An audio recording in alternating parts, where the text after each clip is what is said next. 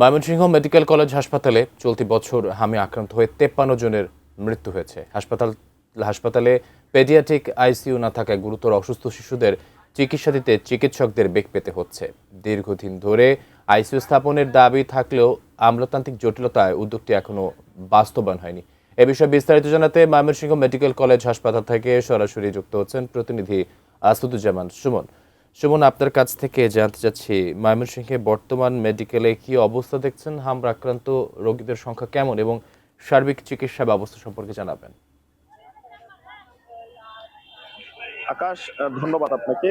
আপনি যেমনটি বলছিলেন যে এই যে ময়মনসিংহ বিভাগের যে অন্যতম ভরসার হাসপাতাল ময়মনসিংহ মেডিকেল কলেজ হাসপাতাল, এই হাসপাতালে কিন্তু ময়মনসিংহ বিভাগের যে জেলার রোগীরা রয়েছে তার বাইরেও কিন্তু আশপাশের যে জেলা রয়েছে টাঙ্গাইল, কিশোরগঞ্জ সহ আশপাশের গাজীপুর, সেসব এলাকার লোক কিন্তু এই হাসপাতালে চিকিৎসা নিতে আসে। বিশেষ করে যে হামে যে আক্রান্ত হয়েছে, আমি যদি বলতে চাই যে এই যে ময়মনসিংহ মেডিকেল কলেজ হাসপাতালে এই চলতি বছরে কিন্তু 53 জন শিশুর মৃত্যু হয়েছে, যার কিন্তু এই হাসপাতালে গতকালও একজন শিশু মৃত্যুবরণ করেছে, তার আগের দিনও শিশু মৃত্যুবরণ করেছে। আজকে কোনো শিশু মৃত্যুবরণ করেনি এবং ময়মনসিংহ মেডিকেল কলেজ হাসপাতালে এই মুহূর্তে মোট 96 জন রোগী কিন্তু ভর্তি হয়েছে।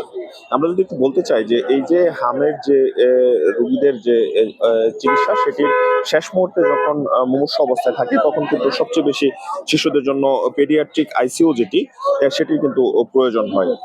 এটি কিন্তু এই হাসপাতালে দীর্ঘদিন ধরে স্থাপনের জন্য দাবি করা হচ্ছে এবং সেটির জন্য হাসপাতাল কর্তৃপক্ষ কিন্তু যথেষ্ট চেষ্টা করছেন বলে আমাদেরকে জানিয়েছেন, কিন্তু আমলাতান্ত্রিক জটিলতায় কিন্তু এটি একেবারেই কবে নাগাদ পাবে এবং কোন পর্যায়ে আছে সেটি কিন্তু হাসপাতাল কর্তৃপক্ষ আমাদেরকে জানায়নি। আরেকটি বিষয় জানিয়ে রাখি যে এই যে হামের যে টিকা, সেই টিকাও কিন্তু দেওয়া শেষ হয়েছে, কিন্তু তারপরেও কিন্তু হামের যে প্রাদুর্ভাব সেটি কমছে না। হাসপাতালে রোগী কিন্তু প্রতিদিনই আসছে, ভর্তি হচ্ছে এবং 20 থেকে 30 জনের মধ্যে কিন্তু প্রতিদিনই হাম আক্রান্ত যে রোগী সেগুলো ভর্তি হয়েছে। আমি যদি বলতে চাই যে এই যে এই চলতি যে জুন মাস থেকে এই হাসপাতালে মোট 2323 জন রোগী কিন্তু হাসপাতালে এসে চিকিৎসা নিচ্ছেন। এই যে পেডিয়াট্রিক আইসিইউ না থাকার কারণে কিন্তু যে বর্তমান যে পদ্ধতি রয়েছে বাবল পাপ পদ্ধতি, সেটি কিন্তু ব্যবহার করে হাসপাতালের যে চিকিৎসক সেটি তারা চিকিৎসা দিচ্ছে। দ্রুত সময়ের মধ্যে এই আইসিইউ হাসপাতাল কর্তৃপক্ষ আসবে এবং এটি দ্বারা ময়মনসিংহবাসী উপকৃত হবে এমনটি কিন্তু প্রত্যাশা করছেন। ময়মনসিংহ থেকে এই ছিল আকাশ, আমার কাছে হামের সবশেষ খবরাখবর।